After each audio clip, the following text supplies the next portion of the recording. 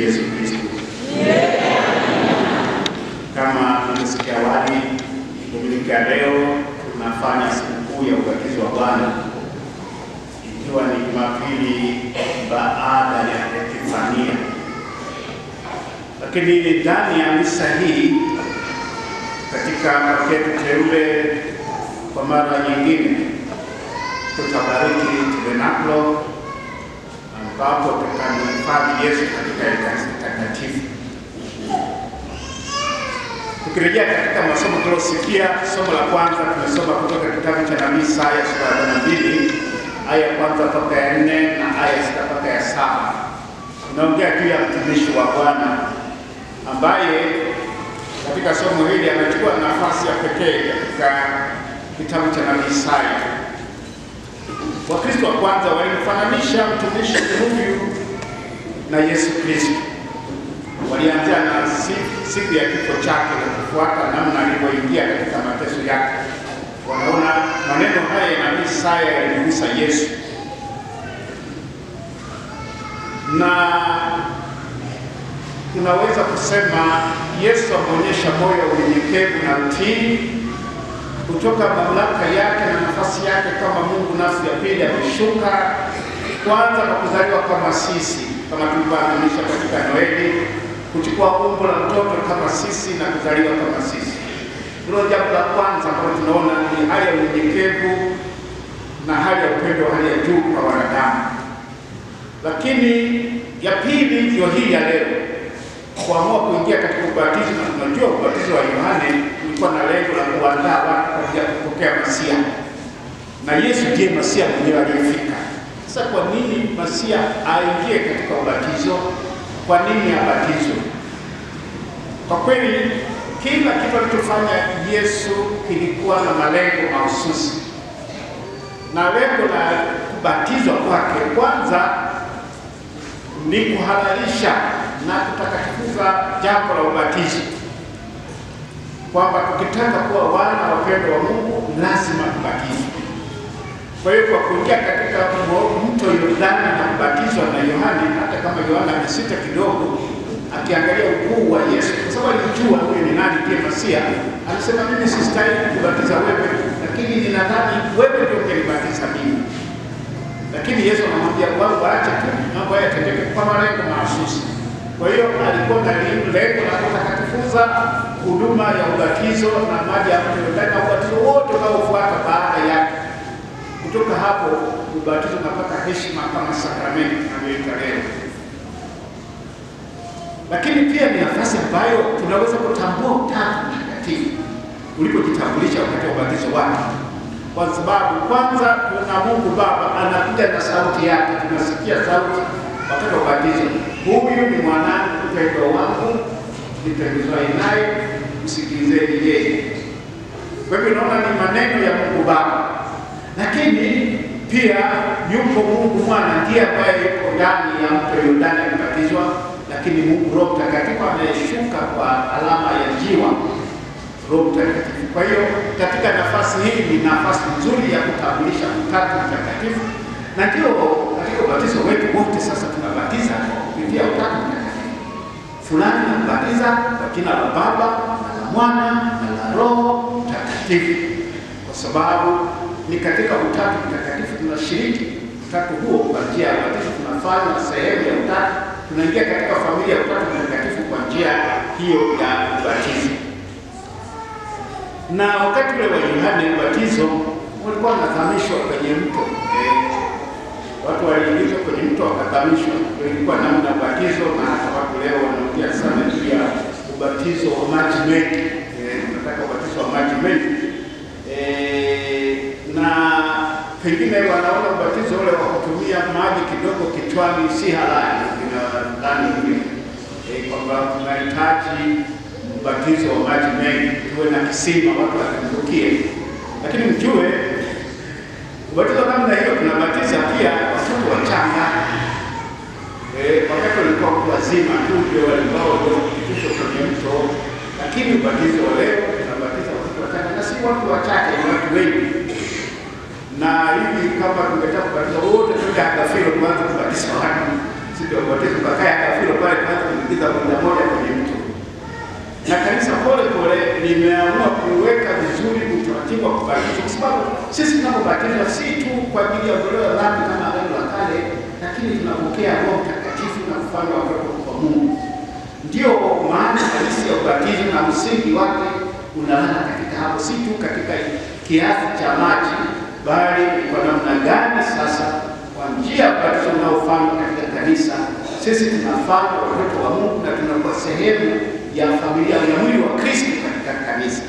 Ndio maana hatuna sababu ya maji mengi, tunayo umuhimu watu hawa wabatizwe, wapokee, wapate Roho Mtakatifu, wafanywe mwili wa Kristo, waunganishwe na kanisa moja. Ndio maana sisi tunaona ni muhimu sana ubatizo, kila mtoto apate ubatizo. Na mnajua tumebatiza watoto wengi sana katika kipindi hiki tulipokuwa tunaadhimisha Jubilei kuu, kwa sababu tuliona tufungue mlango watoto wengi wafanye watoto wa Mungu, wapate neema za Mungu, wafanye sehemu ya kanisa, wafanye kwa mwili wa Kristo kwa njia ya ubatizo. Na ubatizo ni sehemu tu ya zile sakramenti za awali zinazotuingiza katika Ukristo, na hizi sakramenti ndio zinazotufanya tuweze kuendelea na sakramenti zingine. Lakini sakramenti ya msingi na ya kwanza na ya muhimu kwa wokovu na kama mlango wa sakramenti zote ni ubatizo. Huwezi kufunga ndoa kama hujabatizwa, huwezi kupata upadre kama hujabatizwa, huwezi kupata kipaimara kama hujabatizwa. Na kama tuna mashaka kama cheti na taarifa zake, tunataka kuuliza huko na huko, tupate taarifa vizuri za uhakika kama mtu aliyebatizwa, huwa tunambatiza mtu kwa mashaka, ili tuhakikishe kwamba mtu huyu hasogei kwenye sakramenti zingine bila kupata sakramenti ambayo ndio mlango wa sakramenti zingine. Lazima kila mmoja abatizwe ndio aweze kupata masakramenti mengine yanayofuata. Ni mlango wa sakramenti zingine, lakini ni mlango kwa ajili ya wokovu.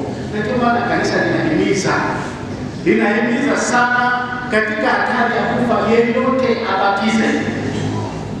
Haijalishi awe ni Mkristo au Muislamu au ni nani, mradi tu achukue maji na achukue maneno yale ya ubatizo vizuri, fulani na kubatiza kwa jina la Baba na Mwana na Roho Mtakatifu, ule utakuwa ni ubatizo halali. Kwa sababu tunaona kumuingiza mtu katika familia ya Mungu ni muhimu zaidi kuliko pengine kufuata kanuni na sheria zingine. Kwa hivyo ubatizo ni wa muhimu, na usikae na mtoto amezaliwa naendelea kukua hajabatizwa. Ndio maana tunajaribu kufuatilia na kuona wazazi wabatize watoto wao. Watoto wapate ubatizo, ni haki yao ya msingi katika imani, waweze kufanywa kuwa familia ya Mungu, kwa sababu kwa njia hiyo wanakuwa katika neema ya ubatizo na pole pole baadaye wanaingia kupokea masakramenti mengine. Sakramenti zingine za mwanzo tunazozijua ni sakramenti pia ya kipaimara. Kipaimara kwa kweli kinathibitisha kile kilichofanywa katika ubatizo. Ndio maana kinaitwa confirmation, kuconfirm. Nilisema wakati ule walipotoa sakramenti ya kipaimara hapa. Kwa hiyo tunafanya mtu aimarishwe zaidi, kumuimarisha yule aliyebatizwa kwa mapaji ya Roho Mtakatifu, na kukuza kujitoa kwa mtu kwa Kristo. Mtu awe sasa ni mtu mzima, anaweza yeye mwenyewe kujitoa kwa Kristo kupitia kanisa na kuwatia watu muhuri, na mnakumbuka niliongea juu ya muhuri, kupokea muhuri wa Roho Mtakatifu na kuwatayarisha wao tayari kujitoa hata kufa kwa sababu ya imani yao, kama waliofanya mashahidi wengine wa imani.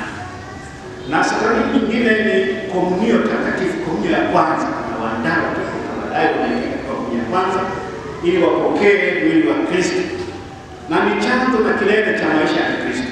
Kwa maana kila adhimisho kubwa lazima tuwe na Ekaristi takatifu, kwa washiriki Ekaristi takatifu na baadaye wapokee komunio takatifu. Kwa hiyo hizi sakramenti tatu ni muhimu, lakini ya kwanza inayofungua milango ni ubatizo. Ndio maana tunaona ni vyema watoto na hata wale ambao pengine katika maisha yao hawapata ubatizo, wapate ubatizo ili baadaye waweze kuingizwa katika Ukristo, katika masakramenti mengine ambayo yanafuata baada ya hapo. Kwa hiyo historia ni kwamba mwanzoni, kama nilivyosema, watu walianza kubatizwa kwa kuzamishwa kwenye maji mengi, lakini pole pole ikaratibiwa vizuri kwa kumwagia maji kichwani, lakini ikaingizwa pia hapo na mafuta. Wakati wa ubatizo tunawapaka watu mafuta ya wakatekumeni, ili baadaye tunawapaka pia krisma wale wanaobatizwa. Haya hizi ni taratibu ambazo zimekuja kuwekwa baadaye kwenye karne ya 5 na ya 4 ili kuweza kukamilisha zaidi. Tunaamini katika krisma takatifu ndio Roho Mtakatifu akishuka katika watoto wale ambao wanabatizwa, kama vile wanaopata sakramenti ya kipaimara, wanapata upadre na wanaopata uaskofu kutumia mafuta ya krisma, lakini mafuta ya katekumeni ni kwa ajili ya wale tu wanaobatizwa. Tunawapaka mafuta ya katekumeni kama namna fulani ya kuwaondolea yale yote ya zamani ya huko nyuma, mambo mengine mbalimbali ya kienyeji. Tunataka huyu sasa awe mali ya Kristo, au mtoto mtakatifu, na akue katika imani na alelewe katika kanisa. Kwa hiyo ndio maana siku ya leo tunaadhimisha sherehe hii au sikukuu hii ya ubatizo wa wana, ili kutukumbusha na sisi wenyewe na ubatizo wetu. Na katika ubatizo huu tunakiri na imani na padre anayebatiza au shemasi anahoji, je, unasadiki, unamkataa shetani? Na mambo haya tunarudia ukana kabisa kama tunamkataa shetani, lakini kama tunasadiki tunarudia kanuni ya imani kwa njia ya mahojiano ambayo yanaongozwa na yule anayetoa sakramenti ya ubatizo. Haya yote yanakamilisha kuandaa mtu kama mtoto wa Mungu. Kwa hiyo sote tuliobatizwa tunapata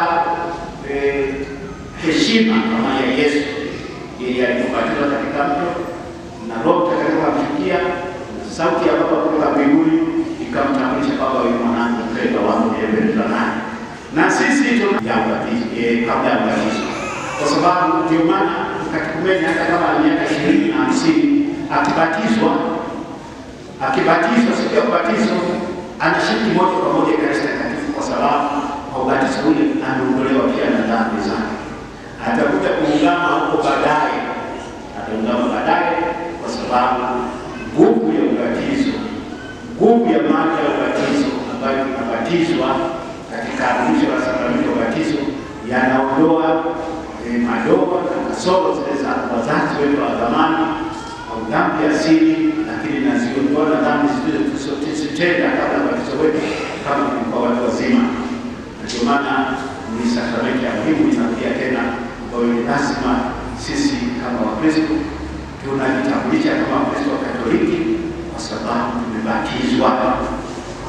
Hiyo ndio identity yetu, ubatizo wetu, na tuna taratibu ya kurekodi kila kitu kuhusu kubatizwa. Kupata records zetu ziko vizuri sana. Tunapoandika wewe, unaandika baba yako, mama yako, unaandika ulizaliwa lini, ulibatizwa lini na ulizaliwa wapi.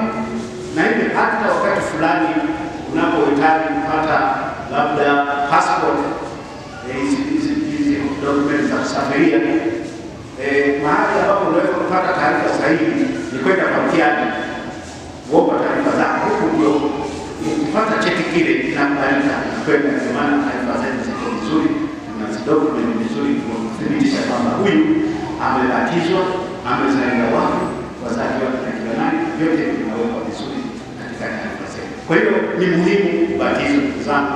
Siku ya leo tukumbushe kwamba kila mmoja ajue ubatizo wake ni muhimu, na pengine kukumbusha yale ambayo alikuwa ameahidi kama mtu mzima, au wazazi wake waliahidi kwa niaba yake, au walezi wake waliahidi kwa niaba yake, kwa katika maisha nitajitahidi sana kujilinda na yale yanayotokana na dhambi au na maelekeo ya dhambi, lakini pia nitaendelea kusadiki kikamilifu imani ile ambayo nafundishwa na Kanisa Katoliki katika maisha yetu. Huo ndio Katoliki. Sema mimi ni Katoliki, wewe umebatizwa katika Kanisa Katoliki kwa jina la Baba na Mwana na Roho Mtakatifu, kwa maji, umebatizwa kwa maji, kwa mafuta ya katekumeni, kwa mafuta ya krisma, na kwa msimamizi na mlezi. Ndio ukamilifu wa maadhimisho ya sakramenti ya ubatizo. Kwa hiyo Kristo aliamua pia kuingia katika ubatizo kwa lengo hilo, kuweka vizuri umuhimu wa ubatizo, watu wa kufanya Kama nilivyosema awali, katika misa hii tutabariki pia tabernakulo. Tulibariki wakati ule mwingine, bahati nzuri tulipata nyingine mpya na nzuri zaidi. Kama parokia teule tunamshukuru kwa zawadi hii kubwa, na wale ambao walitusaidia baadaye tunapata taarifa nzuri zaidi kwa msimamizi wa parokia teule. Lakini tunamhifadhi tena Yesu Kristo katika maumbo ya mkate katika tabernakulo, ili aweze kukaa kati yetu, tuweze kumheshimu na tuweze kumwomba katika shida zetu mbalimbali, na tujue kwamba tulipo wawili watatu na Yesu yuko kati yetu, na tunapokutana kama kanisani, kama tunakutana hivi, tunajua Kristo kila mara anakaa kati yetu. Atamka muda fulani, unapita unataka kusali kidogo, unajua tunasali, Yesu yuko kati yetu. Ndio maana kama kanisa yetu ambazo ni parokia na ambazo tunaona kuna waamini wanaweza kupita kusali, tunakuwa na Ekaristi Takatifu ambapo watu waweze kuabudu na waweze kuomba, waweze kumshukuru na waweze kumtukuza katika uwepo wake wa Kristo katika kanisa. Kwa hiyo tuendelee kushirikiana vizuri katika ibada hii ili Mwenyezi Mungu aweze kutukuzwa na sisi